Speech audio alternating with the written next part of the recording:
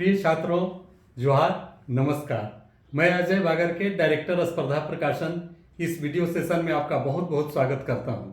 और मुझे पता है कि आपकी जेएसएससी सीजीएल परीक्षा 28 जनवरी और 4 फरवरी को होने वाली है।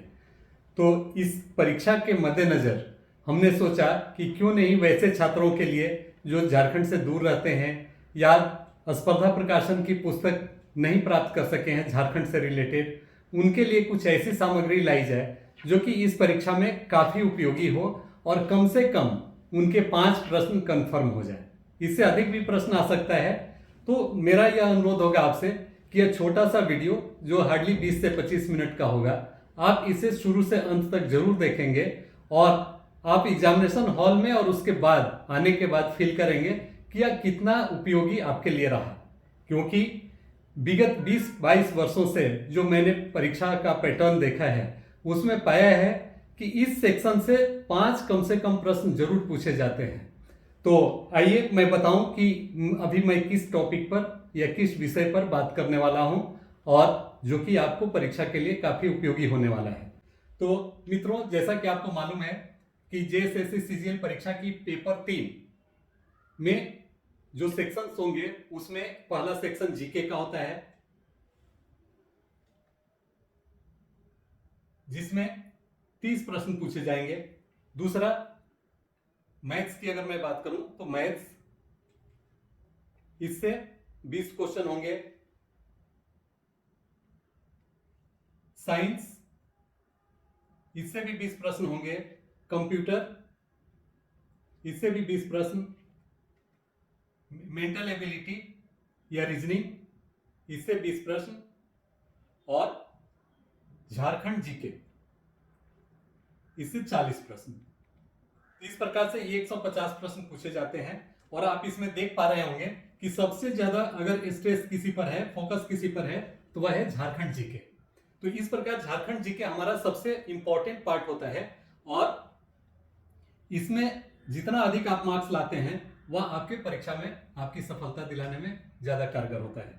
तो मित्रों, मैं आपको इसी सेक्शन झारखंड जीके से संबंधित जो मोस्ट इंपॉर्टेंट सेक्शन है और इंट्रोडक्टरी पार्ट है, जिसको कि यूजुअली लड़के सोचते हैं कि मेरा क्लियर है, लेकिन बहुत कंफ्यूजन इसी पार्ट में होता है, उससे संबंधित मैं आपको कुछ चीजें दिखाने जा रहा हूं। आप में से बहुत सारे लोग बहुत सारे फैक्ट्स को जानते होंगे, उनके लिए भी यह एक रिवीजन के इक्विवेलेंट होगा। तो चलिए अब देर न करते हुए शुरू करते हैं हम अपने इस प्रोजेक्ट को, हम अपने इस सेशन को। तो इसमें सबसे पहले मैं शुरुआत करना चाहूंगा कि झारखंड मंत्रिमंडल जो अभी वर्तमान में है, आप जैसा कि अपने स्क्रीन पर देख पा रहे होंगे, झारखंड में अभी वर्तमान में कुल 11 मंत्री हैं, जिसमें हेमंत सोरेन जो कि मुख्यमंत्री हैं। फिर मैं अभी पार्टी वाइज बता दूं आपको कि इसमें से हेमंत सोरेन मुख्यमंत्री और इनके साथ 5 और मंत्री जेएमएम से हैं, जिनको कि मैं अभी आपके स्क्रीन पर आप देख पा रहे होंगे, जिसमें चंपई सोरेन, हफीजुल हसन, जोबा माझी, मिथिलेश ठाकुर और बेबी देवी। ये 6 मंत्री जेएमएम कोटे से हैं। और कांग्रेस कोटे से आप देख पाएंगे आलमगीर आलम, रामेश्वर उरांव, बन्ना गुप्ता, बादल पत्रलेख, ये 4 मंत्री कांग्रेस कोटे से हैं। एक जो मंत्री है सत्यानंद भोक्ता, ये आरजेडी राष्ट्रीय जनता दल कोटे से हैं। तो इस प्रकार से ये 12 मंत्री अभी वर्तमान में हैं। और इनके जो विभाग हैं वो आपको दिख रहा होगा इस स्क्रीन के ऊपर में। तो हेमंत सोरेन के पास जो इंपॉर्टेंट मंत्रालय है, गृह, राजभाषा, मंत्रिमंडल सचिवालय और वैसे विभाग जो कि अन्य किसी को नहीं है, वो सभी दिए हुए हैं। बाद बाकी मंत्रियों के विभाग आप यहां पर देख पा रहे होंगे कि यहां पर मेंशन किया हुआ है। तो इस प्रकार से झारखंड का मंत्रिमंडल आप एक बार जरूर देख लें, इससे प्रश्न पूछे जा सकते हैं। अब आते हैं अद्यतन कौन क्या कहा, मतलब वर्तमान में अभी कौन कहां पर किस पोजीशन पर है, जो कि की पर्सन्स हैं और झारखंड को इन्फ्लुएंस करते हैं, झारखंड की प्रशासनिक व्यवस्था में अपनी अहम भूमिका निभाते हैं। तो उसमें सबसे पहले राज्यपाल, जो कि राज्य का प्रमुख होता है, आप देख पा रहे होंगे राज्यपाल जो सीपी राधाकृष्णन, मुख्यमंत्री हेमंत सोरेन, मुख्य न्यायाधीश विद्युत रंजन सारंगी, अभी हाल ही में ये ज्वाइन किए हुए हैं अभी झारखंड के मुख्य न्यायाधीश के रूप में। विधानसभा अध्यक्ष रविंद्रनाथ महतो, मुख्य सचिव जो कि अभी हाल ही में चेंज हुए हैं, पहले सुखदेव सिंह थे, अभी एल खियांगते ये आ चुके हैं। नेता प्रतिपक्ष जो कि बहुत दिनों से यह पद रिक्त था, अंततः यह भाजपा के अमर कुमार बावरी को दिया गया है। उसके बाद राज्यपाल के प्रधान सचिव नितिन मदन कुलकर्णी, मुख्यमंत्री के सचिव विनय कुमार चौबे, राज्य निर्वाचन आयुक्त डीके तिवारी, मुख्य निर्वाची पदाधिकारी के रवि कुमार। अब अगर बात की जाए महाधिवक्ता की, तो महाधिवक्ता में राजीव रंजन,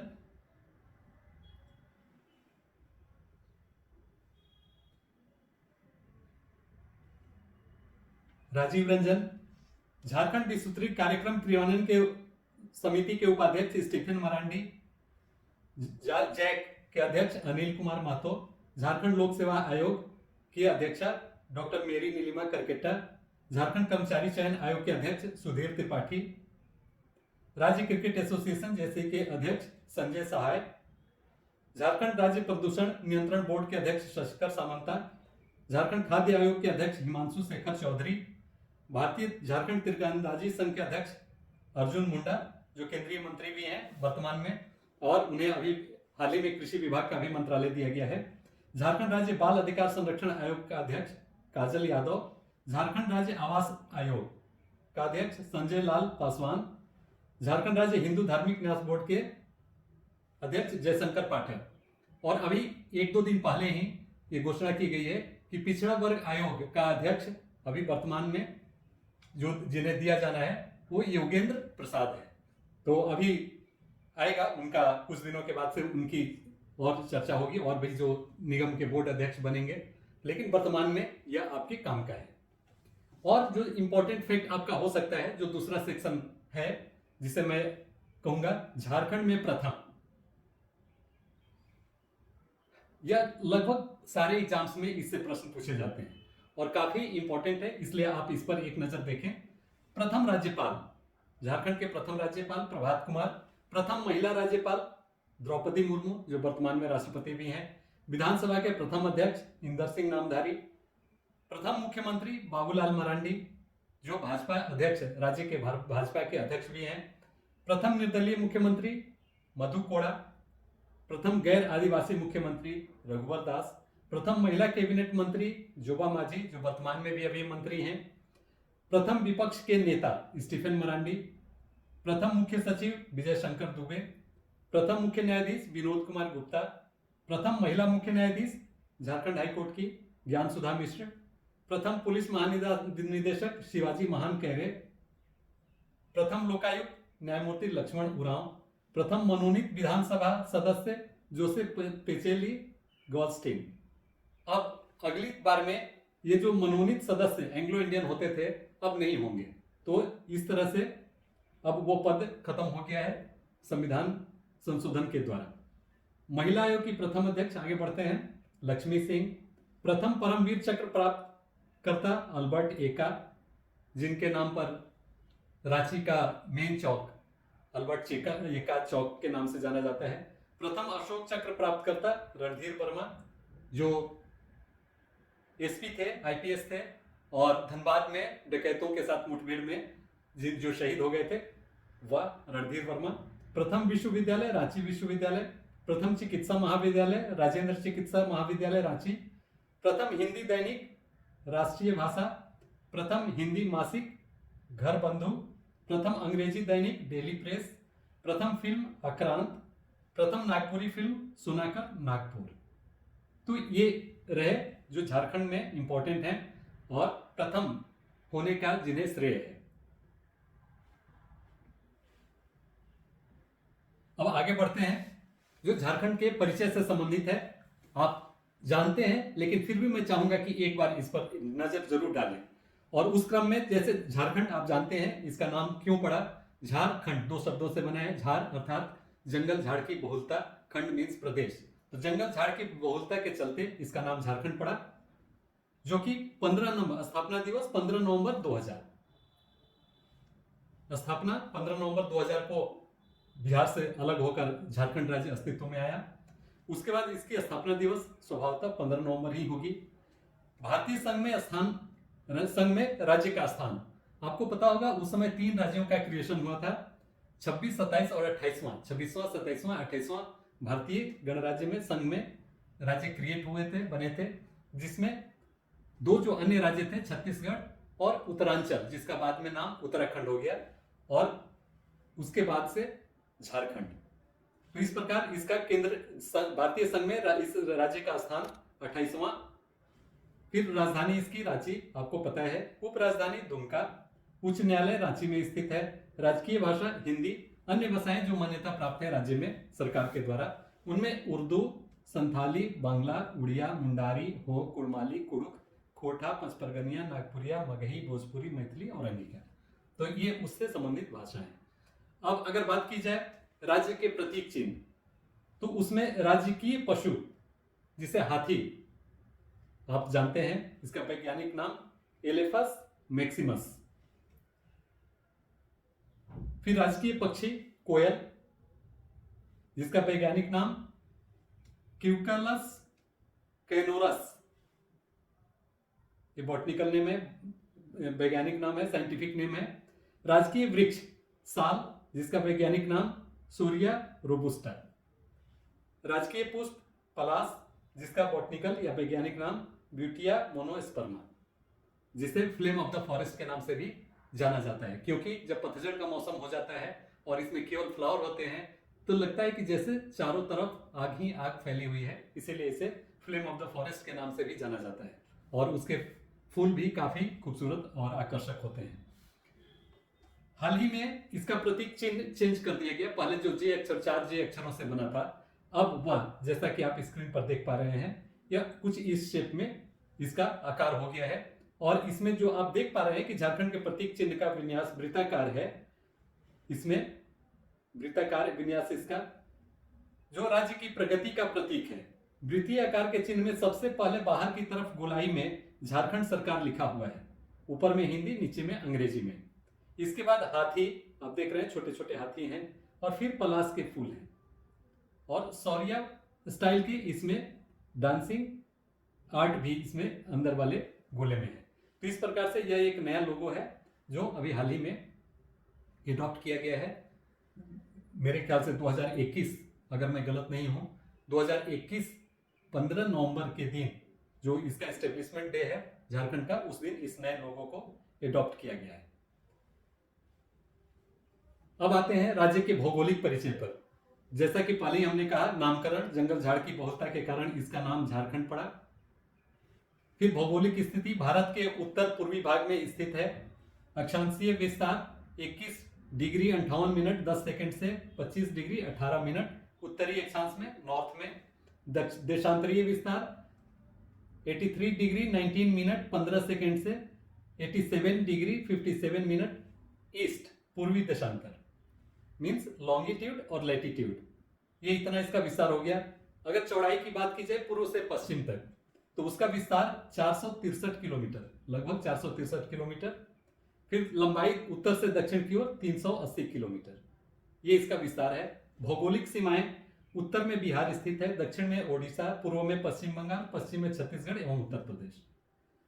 राज्य की सीमा को स्पर्श करने वाले राज्य, बहुधा प्रश्न इसे पूछ दिए जाते हैं। जिले से भी संबंधित प्रश्न पूछे जाते हैं कि कौन कौन से जिले किस किस राज्य से सटे हुए हैं। तो राज्य की सीमा को स्पर्श करने वाले राज्य बिहार, उड़ीसा, पश्चिम बंगाल, छत्तीसगढ़ और उत्तर प्रदेश। राज्य का कुल क्षेत्रफल 79,714, 79,714 वर्ग किलोमीटर, जो कि पुराने बिहार का लगभग 46% है। अर्थात 54% अभी बिहार बचा हुआ है और उसका 46% आपका झारखंड बना हुआ है। भारत के कुल क्षेत्रफल में झारखंड का हिस्सा 2.42% है, क्योंकि लगभग 32 लाख स्क्वायर किलोमीटर पूरे देश का क्षेत्रफल है, जिसका 79,714 वर्ग किलोमीटर लगभग 2.42% होता है। क्षेत्रफल की दृष्टि से झारखंड का देश में 15वां स्थान है। क्षेत्रफल की दृष्टि से सबसे बड़ा प्रमंडल उत्तरी प्रमंडल, सबसे छोटा प्रमंडल पलामू, सबसे बड़ा जिला क्षेत्रफल की दृष्टि से पश्चिमी सिंहभूम कोल्हान का। तो ये इसके भौगोलिक परिचय। इसी से संबंधित और भी क्षेत्रफल की दृष्टि से सबसे छोटा जिला रामगढ़। जलवायु यहाँ मानसूनी प्रकृति की है। औसत वार्षिक वर्षा 110-140 सेंटीमीटर, mm में समझे तो 1100 से 1400 mm के बीच में। अधिकतम तापमान 44 डिग्री सेल्सियस, न्यूनतम -0.4 डिग्री सेल्सियस, जो कि बौद्धा रांची के कांके क्षेत्र के आसपास का होता है। कृषि योग्य कुल भूमि ये 2021 का डाटा है, जो कि लास्ट ईयर जो आर्थिक सर्वेक्षण पेश किया गया था 22-23 का, उसमें दिया हुआ था, लेकिन उसमें भी डाटा 2021 का ही दिया हुआ है, इसलिए आप भी इसे ही अभी सही मानते हुए चलें, जो कि 18.03 लाख हेक्टेयर। शुद्ध बोया गया क्षेत्र 2020-21 13.28 लाख हेक्टेयर। कृषि योग्य भूमि और शुद्ध बोया गया क्षेत्र मीन्स कितने में खेती हुई एक्चुअली, उसको शुद्ध बोया गया क्षेत्र बोलते हैं। मुख्य फसल यहाँ की धान है। कुल सिंचित क्षेत्र 2.58 लाख हेक्टेयर आधिकारिक तौर पर। राष्ट्रीय राजमार्गों की कुल लंबाई अगस्त 2022 तक का डाटा है, ये 3340 किलोमीटर। राजकीय राजमार्गों की कुल लंबाई अगस्त 2022 तक का ये भी डाटा है 1232 किलोमीटर। बहुत सारे राजमार्ग राष्ट्रीय राजमार्ग में परिवर्तित हो गए, जिसके कारण राजकीय राजमार्गों की लंबाई कम हो गई और राष्ट्रीय राजमार्गों की लंबाई बढ़ गई। अभी भी बहुत सारे प्रपोज्ड है राजकीय राजमार्ग राष्ट्रीय राजमार्ग में कन्वर्सन का, तो हो सकता है कि ये डाटा में भविष्य में फिर बदलाव हो। अब आते हैं आर्थिक परिचय, जो काफी महत्वपूर्ण है।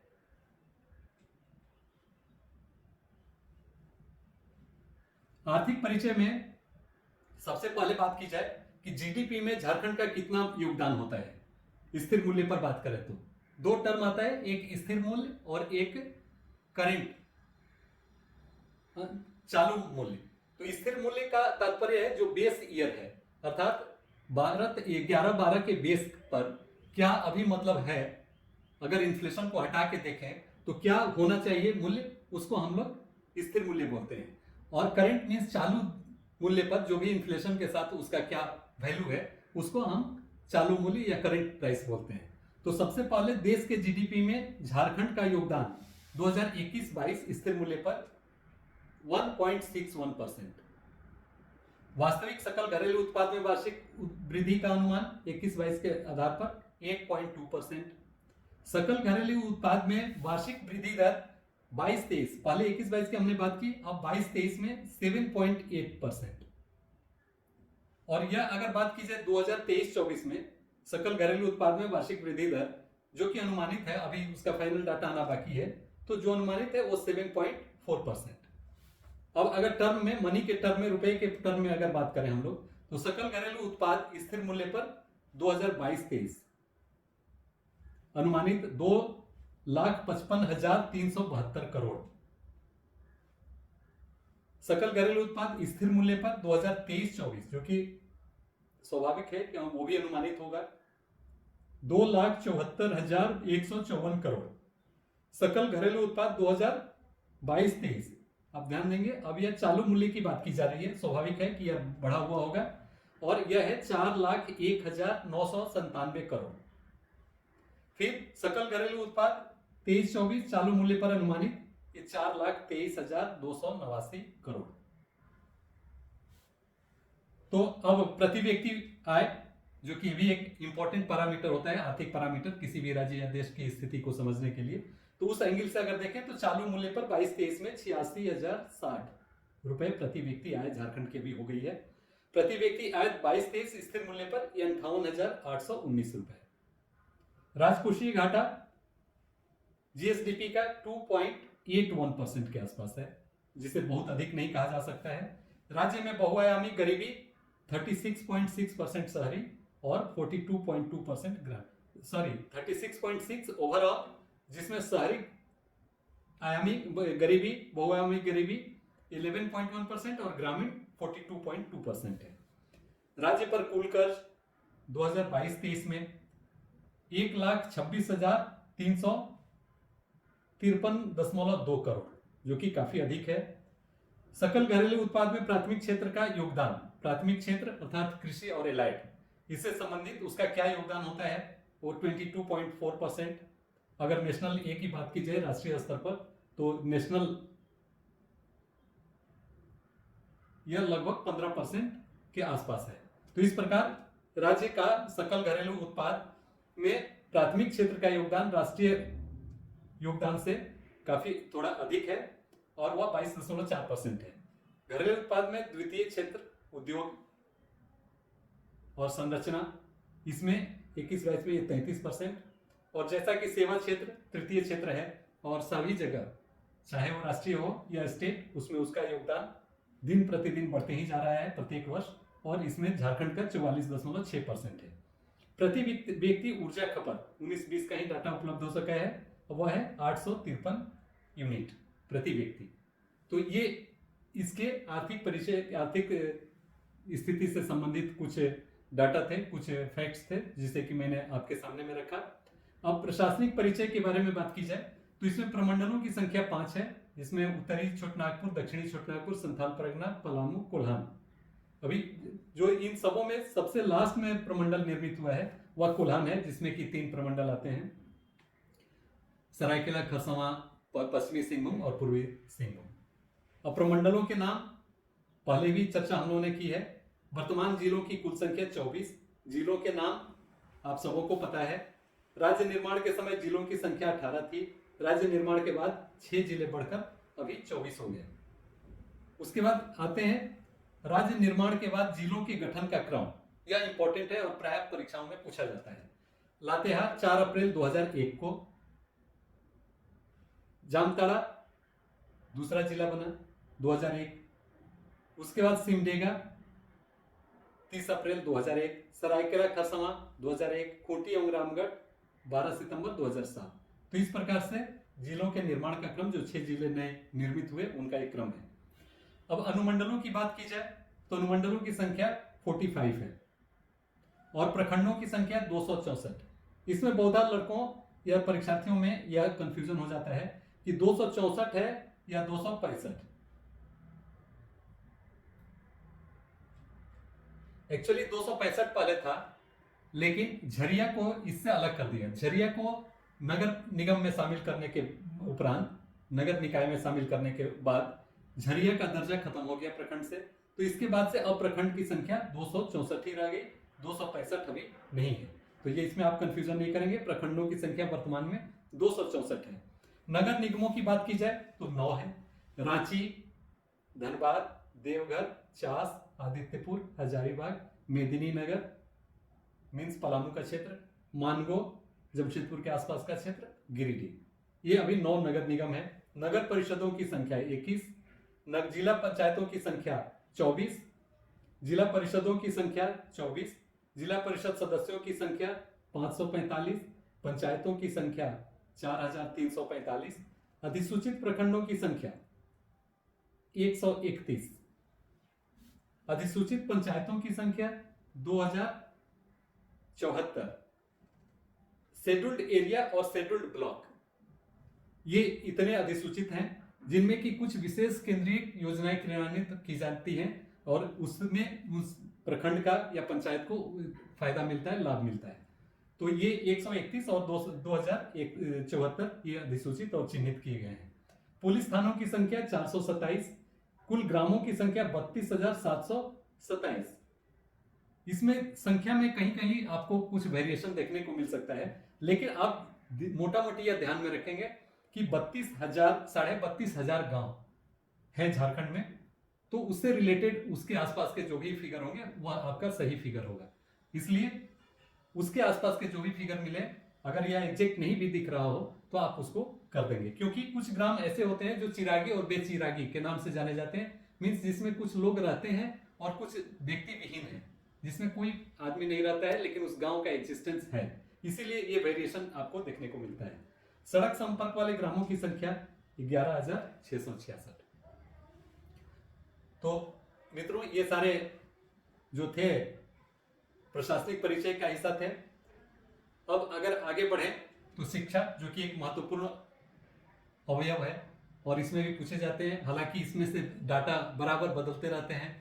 राज्य निर्माण के बाद से शैक्षणिक परिदृश्य काफी बदला है और इसमें नित्य नए यूनिवर्सिटीज, कॉलेजेस, स्कूल्स, चाहे सरकार के माध्यम से हो या निजी प्रयास से, वो बदलते रह रहे हैं, बढ़ते रह रहे हैं, इसलिए इसमें चेंजेस होते रहता है। लेकिन अभी वर्तमान जो स्थिति है और जो हमने अपने संपूर्ण झारखंड नामक पुस्तक में भी मेंशन किया है, वह कुछ इस प्रकार का ही है। तो इसको अभी हम ऑथेंटिक मान सकते हैं और इसके अनुरूप अगर परीक्षा में क्वेश्चन आता है तो हम उसको टिक कर सकते हैं। उस क्रम में केंद्रीय विश्वविद्यालय एक, जिसका मुख्यालय आपका मांडर में है, केंद्रीय विश्वविद्यालय एक, झारखंड रांची। विश्वविद्यालय एवं समकक्ष विश्वविद्यालय अभी वर्तमान में 31 हो गए हैं। एक विश्वविद्यालय जो प्रस्तावित है और अब फंक्शन में भी आ जाएगा, वह पंडित रघुनाथ मुर्मू जनजातीय विश्वविद्यालय घाटशिला, जिसका केंद्र होगा और इसमें उल्चिकी भाषा की भी पढ़ाई किए जाने का प्रावधान है। और यह पहला विश्वविद्यालय होगा जिसमें संथाली भाषा की लिपि उल्चिकी की भी पढ़ाई होगी और उस पर भी लिटरेचर वगैरह डेवलप होंगे। तो यह काफी इंपॉर्टेंट है, पंडित रघुनाथ मुर्मू जनजातीय विश्वविद्यालय। इस पर प्रश्न हो सकता है कि पूछे जाए, आप इसको देख लेंगे। महाविद्यालयों की संख्या वर्तमान में 336 है। प्राथमिक विद्यालय 21,183, उच्च प्राथमिक विद्यालय 11,656, 11,656, उच्च माध्यमिक विद्यालय अर्थात +2, उच्च माध्यमिक जिसमें कि +2 की भी पढ़ाई होती है, और +2 विद्यालय मीन्स जिसमें केवल +2 की ही पढ़ाई होती है। इसमें हाई स्कूल के साथ साथ आपको +2 की भी पढ़ाई होती है, जो 1,705 है, और +2 विद्यालय जिसमें केवल +2 की पढ़ाई होती है 11-12 की, 985 है। कस्तूरबा गांधी स्कूल जो बालिकाओं के लिए पूरे देश में खोला गया है, वो 203। चिकित्सा महाविद्यालय आयुर्वेदिक 1 तथा डेंटल 4 सहित कुल 16। इंजीनियरिंग महाविद्यालय सरकारी 3, निजी 11 और पीपीपी मोड पर 3, ये मिलाकर 17। पॉलिटेक्निक महाविद्यालयों की बात करें तो इसमें सरकारी 17, निजी 18 और पीपीपी मोड में 8, इस प्रकार से 43। तो शिक्षा परिदृश्य अभी वर्तमान में कुछ इसी प्रकार का है। जो संस्थानों के बारे में जो हमने अभी बताया वो मोटा मोटी कुछ इसी तरह का है। अब राजनीतिक परिचय, जो कि बहुत अहम होता है, उसमें एक नजर देते हैं जल्दीबाजी में। विधानसभा हेतु कुल सदस्यों की संख्या 81, आपको पता है। विधानसभा में अनुसूचित जनजाति हेतु आरक्षित सीटें 28, ये आप जरूर देखेंगे ये दोनों पॉइंट। विधानसभा में अनुसूचित जाति हेतु आरक्षित सीटें 9। विधानसभा में अनारक्षित स्थानों की संख्या 44, आप जोड़ेंगे तो ये 81 हो जाएगा। लोकसभा हेतु सदस्यों की संख्या 14, राज्यसभा हेतु सदस्यों की संख्या 6, लोकसभा में अनुसूचित जनजाति हेतु आरक्षित सीटें 5, लोकसभा में अनुसूचित जाति हेतु आरक्षित सीटों की संख्या 1, लोकसभा में अनारक्षित स्थानों की संख्या 8। सबसे बड़ा संसदीय क्षेत्र पश्चिमी सिंहभूम, सबसे छोटा संसदीय क्षेत्र चतरा। मान्य अनुसूचित जनजातियों की संख्या 32, लेकिन आप इसमें एक और जोड़ लें, अब ये 33 इसको आप माने।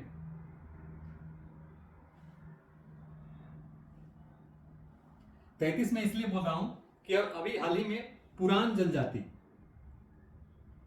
पुरान जो पहले एससी में काउंट किए जाते थे, अब इन्हें एसटी का दर्जा प्राप्त हो गया है। और अब साथ ही साथ हो सकता है, अभी हालांकि अधिसूचना नहीं हुई है, भोक्ता जनजाति को भी, भोक्ता इसे भी ट्राइब्स में शामिल कर लिया जाए। तो अभी वर्तमान में अगर जनजातियों, मान्य अनुसूचित जनजातियों की संख्या हो जो कि ऑलरेडी नोटिफाइड है, तो इनकी संख्या अब 33 माननी चाहिए। आदिम जनजातियों की संख्या ये 8। तो इस प्रकार से यहाँ के का जो राजनीतिक परिदृश्य है कुछ इस प्रकार है जिसे आपने देखा। अब यहाँ की जनगणना की बात कर लें जल्दीबाजी में, क्योंकि इससे तो निश्चित रूप से एक क्वेश्चन आना ही आना है। कुल जनसंख्या आप देख पा रहे हैं 3,29,88,134। तो 3,30,00,000 जो हम लोग बोलते हैं 3.3 करोड़, इसीलिए बोलते हैं कि यह काफी नजदीक है 3,30,00,000 से। तो याद रखने के लिए 3,30,00,000 आप याद रखें। पुरुष, जिसमें पुरुषों की संख्या 1,69,30,000, महिलाओं की संख्या 9 लाख कम 1,60,57,000। तो इस प्रकार से 51.32% पुरुष और 48.68% महिला है, अर्थात झारखंड में भी लैंगिक असमानता है। अनुसूचित जनजातियों की संख्या 26% यहाँ है, जो कि 86,45,042। अनुसूचित जातियों की संख्या 12.1%, जो 40 लाख मोटा मोटी 39,85,644। ग्रामीण जनसंख्या, गांवों में यहाँ 76% जनसंख्या रहती है और शहरों में 24%। देश की कुल जनसंख्या में झारखंड का हिस्सा 2.72% और जनसंख्या की दृष्टि से झारखंड का स्थान 14वां। जनसंख्या की दृष्टि से सबसे बड़ा प्रमंडल उत्तरी छोटा नागपुर, जनसंख्या की दृष्टि से सबसे छोटा प्रमंडल पलामू। दोनों ही दृष्टिकोण से आप देखेंगे, क्षेत्रफल की दृष्टिकोण से भी, जनसंख्या के दृष्टिकोण से भी, तो उत्तरी छोटा नागपुर और पलामू। जनसंख्या की दृष्टि से सर्वाधिक बड़ा जिला रांची, जनसंख्या की दृष्टि से सर्वाधिक छोटा जिला लोहरदगा। सर्वाधिक जनसंख्या वाले प्रथम 4 जिले रांची, धनबाद, गिरिडीह, पूर्वी सिंहभूम। न्यूनतम जनसंख्या वाले 4 जिले लोहरदगा, खूंटी, सिमडेगा, कोडरमा। जनसंख्या का घनत्व 414 व्यक्ति प्रति वर्ग किलोमीटर और जनसंख्या घनत्व की दृष्टि से भारतीय राज्यों में इसका स्थान 14वां, अर्थात 14वां इसका जनसंख्या की दृष्टिकोण से भी है और जनसंख्या घनत्व की दृष्टिकोण से भी, और क्षेत्रफल की दृष्टिकोण से 15वां। सर्वाधिक जनसंख्या घनत्व वाला जिला धनबाद और न्यूनतम जनसंख्या घनत्व वाला जिला सिमडेगा। अब बात अगर लिंगानुपात सेक्स रेशियो की जाए तो यहां प्रति 1000 पुरुषों पर केवल 948 महिलाएं हैं। आप याद रखेंगे, मैं जनगणना 2011 के संदर्भ में बात कर रहा हूं। सर्वाधिक लिंगानुपात वाला जिला पश्चिमी सिंहभूम, जो कि सबसे बड़ा जिला भी है। न्यूनतम लिंगानुपात वाला जिला धनबाद। 2001 से 2011 के दशक में कुल जनसंख्या वृद्धि 60,42,305, अर्थात काफी तेजी से झारखंड की जनसंख्या बढ़ी है 22.4% के दर से। 2001 से 2011 के दशक में सर्वाधिक जनसंख्या वृद्धि दर वाला जिला कोडरमा, जिसमें कि 43.43% की दर से बढ़ी है, लगभग दुगना। 2001 से 2011 के दशक में न्यूनतम जनसंख्या वृद्धि दर वाला जिला धनबाद, इसमें बहुत कम दशकीय वृद्धि हुई है। झारखंड की कुल साक्षरता दर 66.41, जिसमें पुरुष साक्षरता 76.84, महिला साक्षरता 55.42। सर्वाधिक साक्षरता वाला जिला रांची 76.06, न्यूनतम साक्षरता दर पाकुड़ में है 48.82। सर्वाधिक पुरुष साक्षरता वाला जिला भी रांची ही है 84.26%। न्यूनतम पुरुष साक्षरता वाला जिला भी पाकुड़ ही है। सर्वाधिक महिला साक्षरता वाला जिला रांची, महिलाओं की का साक्षरता भी इसमें अधिक है और न्यूनतम महिला साक्षरता पाकुड़, अर्थात रांची और पाकुड़ आप दिमाग में रख लें। तीनों ही दृष्टिकोण से साक्षरता में रांची सर्वाधिक है और पाकुड़ न्यूनतम है। तो मित्रों, मुझे यकीन है कि अभी का जो सेशन चला वह आपके लिए बहुत ही उपयोगी होगा। और आपको मैं यह बता दूं कि जितने भी डाटा हैं अभी जो हमने आपके सामने में रखे आपके स्क्रीन पर, उसका हम पीडीएफ भी आपको जल्द ही उपलब्ध करा देंगे, ताकि अगर कहीं कंफ्यूजन या असमंजस की स्थिति हो तो उसे आप देख भी सकें। और मुझे यकीन है कि आप में से बहुत सारे छात्र, जिसे हमने लिखा है रविशंकर मौर्य जी और हमने मिलकर संपूर्ण झारखंड, उसे देखा होगा, उसे पढ़ा होगा और उससे संबंधित उस पुस्तक को आप एक रेफरेंस के रूप में भी अपने साथ रख सकते हैं, क्योंकि हमें लगता है कि जो भी महत्वपूर्ण तथ्य हो सकते थे परीक्षा के दृष्टिकोण से, उसमें हम लोगों ने पिछले विगत 5-7 साल से मेहनत करके उस किताब को तैयार किया है और उसमें डाल दिया है। तो इस प्रकार वह पुस्तक काफी उपयोगी है, लेकिन अब वक्त नहीं है कि उतनी मोटी बुक को अभी आप पढ़ सकें।